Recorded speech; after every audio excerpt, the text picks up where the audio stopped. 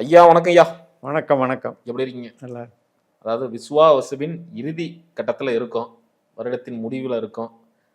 இப்போ நம்ம நேயர்கள் நிறைய பேர் பார்த்துட்டு இருப்பாங்க. இந்த முடிவில் ஏதாவது ஒரு மாற்றம் இருக்கா? கோச்சார ரீதியா ஏதாவது ஒரு முன்னேற்றம் வருமா? அப்படின்னு நிறைய பேர் ஏங்கிட்டு இருக்காங்க. அந்த மாதிரி ஏதாவது சம்பவங்கள் இருக்கா? அதுவும் இல்லாம விபரீதமா இருக்கக்கூடிய நிகழ்வுகள் ஏதாவது நடக்க போகுதா? கண்டிப்பாங்க. வருட முடிவுங்கிறது ராசி மண்டலத்தினுடைய முடிவு தான் மாதம். ம். பங்குனி சித்திரையில தொடங்கி பங்குனியில் முடிகிறது தான் காலச்சக்கரம். கண்டிப்பா. அப்போ இது வந்து ஒரு கிளைமேக்ஸ். அப்போ சூரியனுடைய கிளைமேக்ஸ் ம். அப்படின்னு எடுத்துக்கலாம். சூப்பர். அப்போ இது இந்த விஸ்வாவசு கடைசி 2 மாதம் தமிழில் எடுத்துக்கலாம். ம். உங்களுக்கு இப்போ மாசிலையும் கனெக்ட் ஆகும். இங்கிலீஷில் எடுத்துக்கிட்டிங்கன்னா மார்ச் 5ஆம் தேதியிலிருந்து ம். ஏப்ரல் 14 வரைக்கும், அதாவது புது வருடம் பிறக்கிற வரைக்கும். ம். அடுத்தது வந்து பராபவ வருடம் பிறக்குது. இது வந்து வருட கழிவுன்னு அந்த காலத்திலே நம்ம முன்னோர்கள் சொல்லுவாங்க. ம். ஒரு காரியம் செய்யலாம், ஒரு நல்ல விஷயங்கள் செய்யலாம் அப்படின்னு முன்னெடுக்கும்போது, தொழிலே ஆரம்பிக்கும்போது கூட வருட கழிவில் வேணாம்ப்பா ம். அப்படிம்பாங்க. அதே மாதிரி பங்குனி மாதத்தை எடுத்துக்கிட்டிங்கன்னா கடைசி 15 நாள் சுபகாரியம் வேண்டாங்க, மாதக்கழிவு, ம். வருடக்கழிவு, ம். இப்படியெல்லாம் இருக்கிறதுனால தான் இதுக்கு ஒரு முக்கியத்துவம் இருக்குது. அது நீங்க சொல்றது இப்ப இந்த காலத்துல பாக்குறாங்களா ஐயா? பார்க்கணும். ம். விஷயம் அங்கே நடந்துக்கிட்டு தான் இருக்கு. ம். இப்போ நம்ம இங்கிலீஷ் சிஸ்டத்துக்கு மாற்றிக்கிட்டதுனால நம்ம அதை கவனிக்கிறது இல்லை. ம். ம். ஏன்னா நமக்கு தமிழ் வருட சிஸ்டத்தில் தான் சூரியனே வந்து சேஞ்ச் ஆகுறாரு. கண்டிப்பா. வருடமே பிறக்குது. இப்போ நம்ம அக்கௌண்ட் இயர்னு எடுத்துக்கலாமா? இங்கிலீஷ் Financial நபர்களுக்கு ஃபினான்சியல் இயர் ம். அது எப்படி வரும்? ஏப்ரல்ல ஏப்ரலில் தான் வரும். போனதே வந்து. அது கரெக்டு தான். சரி, இதில் என்ன இன்னும் ஒரு ஸ்பெஷாலிட்டினா, இப்போ மீனராசியில் சனி இருக்கார். ம். அதே மீனராசியில் சூரியன் வருவார். கடைசி மாதம் பங்குனி மாதம் வருவார். ம்.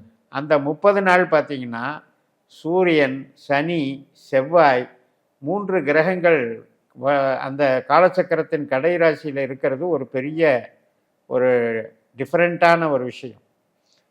இப்போ பார்த்துக்கோங்க, எல்லாமே வித்தியாசமான கிரகங்கள். ம். Aggressive nature. மாறுபட்ட கிரகங்கள். சூரியன் ஒரு நெருப்புக்கோள், அதிகாரக்கோள். செவ்வாயும் ஒரு நெருப்புக்கோள். சனி வந்து நீர்க்கோள் தான், ஆனால் இந்த 2 பேர்த்துக்கும் பகைவன். ம். செவ்வாய்க்கும் சனிக்கும் ஆகாது, சூரியனுக்கும் சனிக்கும் ஆகாது. இப்போ இந்த 3 பேரும் ஒன்று சேர்ந்தா என்ன அது நடக்கும்? யார் வீட்ல இருக்காரு? இவ்வளவு விஷயம் இருக்குங்கிறதுனால தான் இது வந்து மிக மிக நல்ல கேள்வி. நீங்கள் எடுத்துகிட்டு இருக்கிற டாபிக் அருமையான டாபிக். நன்றி நன்றிங்க. அப்போ வந்து நம்ம வந்து விரிவா ஒவ்வொரு ராசிக்கான பலன்களை வந்து நம்ம பார்த்தலாம். நிச்சயமா. ரிஷப ராசி, இந்த ரிஷப ராசிக்கு இந்த 40 நாட்கள், அதாவது வருகிற மார்ச் 5ஆம் தேதியிலிருந்து ஏப்ரல் 14 வரைக்கும் நம்ம பார்த்துட்டு வந்துட்டு இருக்கோம். ஸோ இவங்களுக்கு எப்படி இருக்கு? கோச்சாரம் என்ன சொல்ல வருது? கோச்சாரத்தில் ஏதாவது விடிவுகளை இருக்கா அப்படின்னு சொல்லுங்க. கேதுவை தவிர ம். இவங்களுக்கு வந்து எல்லாமே பாசிட்டிவ். ம். அதுதான் இந்த இந்த வருட கழிவில் இவ்வளவு பாதகங்கள் 2 ராசியில் 6 கிரகங்கள் மூவ் ஆகிட்டு இருக்கும்போது, என்னதான் பகை கிரகங்கள் சேர்ந்தாலும் கூட லாபஸ்தானத்தில் சேருது ம். அப்படிங்கிற ஒரு பாயிண்டில் இவங்களுக்கு வந்து எஃபெக்ட் வந்து நெகட்டிவ் எஃபெக்ட் கம்மின்னு எடுத்துக்கலாம். ம். ம். அதில் ஒன்றும் பிரச்சனை இல்லை. பட் இருந்த போதும் ஒவ்வொருத்தருக்கும் ஒவ்வொரு திசா புத்தி நடக்கும். இப்போ யாருக்கெல்லாம் சனி திசை நடக்குதோ அவங்களுக்கு வந்து சூரியன் வந்து மெர்ஜ் ஆகும்போது என்ன ஆகும்னா, அப்பாவுனால பிரச்சனை வரும், கவர்மெண்ட் வேலையில் பிரச்சனை வரும், அல்லது ப்ரொமோஷன் எதிர்பார்த்துட்டு இருந்தது தடங்கலாகும். இந்த அரசு சார்ந்த விஷயங்கள், அரசு சார்ந்து அரசியல் இதெல்லாம் வந்து தடையாகும். அது மாதிரி சின்ன சின்ன ஒரு பிரச்சனைகள் எடுத்துக்கலாமோ ஒழிய ரொம்ப வந்து த்ரெட்டனிங்கான விஷயம்னு எடுக்க வேண்டியது. லாபத்தில் இருக்கிறாரு. அதே மாதிரி 10ஆம் இடத்துல ராகு இருக்கார். இந்த 10ஆம் இடத்துல இருக்கிற ராகு, புதன், இவங்கெல்லாம் வந்து ஒரு பாசிட்டிவ். செவ்வாயும் இருக்கார். செவ்வாய் இங்கே இருந்துட்டு தான் 11க்கு போகிறார். இப்போ இந்த சூரியன் சனி யாருன்னு பார்க்கணும். ரிஷபத்துக்கு யாருன்னு பார்த்தீங்கன்னா 4ஆம் அதிபதி சூரியன், சனி வந்து யோகாதிபதி, 10ஆம் அதிபதி. இப்போ இந்த 4ம் 10ம் சேர்ந்து லாபத்தில் இருந்தால் என்ன பண்ணான்னா, இந்த உற்பத்தி பண்ணுறாங்க இல்லையா, தொழில்கள் முதலாளித்துவமாக பண்ணுறாங்க, ஃபேக்ட்ரி வச்சுருக்கவங்க, இவங்கெல்லாம் வந்து அடிஷ்னலாக ஒரு பெனிஃபிட் அடைவாங்க.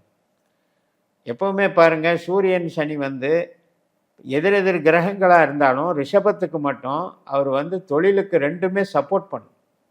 அப்போ இந்த 2ம் சேர்ந்தால் சில விஷயங்கள் வந்து டெவலப்மெண்ட் பண்ணி கொடுக்கும். அதில் ஒன்றும் பிரச்சனை இல்லை.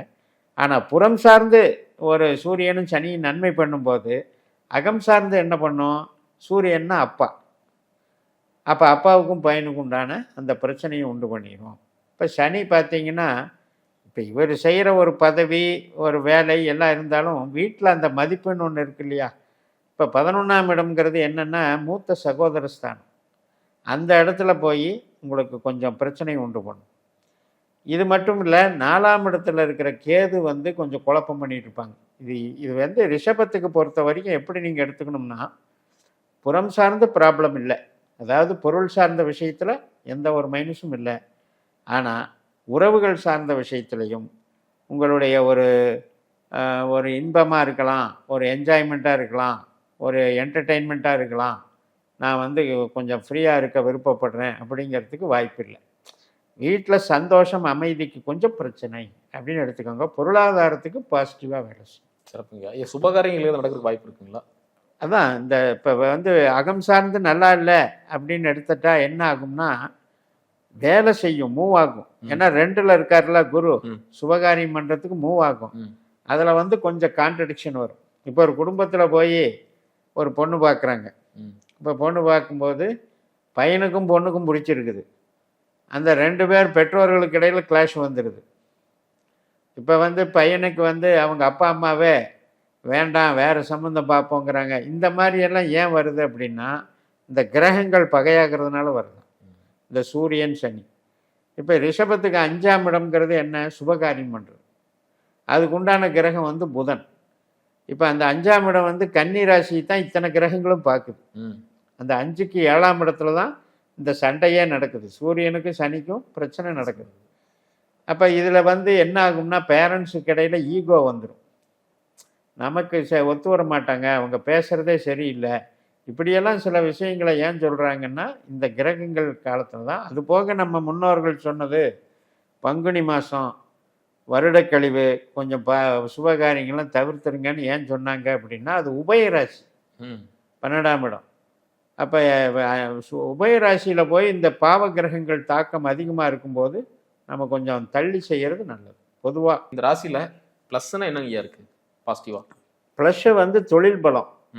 நல்ல ப்ரொமோஷன் கிடைக்காதவங்களுக்கு கிடைக்கும், வளர்ச்சிகள் இருக்கும். இந்த வருடம் பிறந்து, தமிழ் வருடம் பிறந்து இவ்வளவு நாள் ஆச்சு, நான் வந்து படாத கஷ்டப்பட்டுக்கிட்டு இருந்தேன், அல்லது ப்ரொமோஷன்லாம் பெண்டிங்கில் இருக்குது, எனக்கு ஒரு நல்ல வருமானம் இல்லை, தொழிலில் கூட பலம் இல்லை, இப்படி எல்லாமே குறைகளும் தீர்க்கப்படும். அதாவது மார்ச் 5ஆம் தேதியிலேருந்து ஏப்ரல் 14க்குள்ள இந்த 40 நாளில் இவங்களுக்கு வந்து அந்த குறைபாடுகள் தீர்ந்துவிடும்.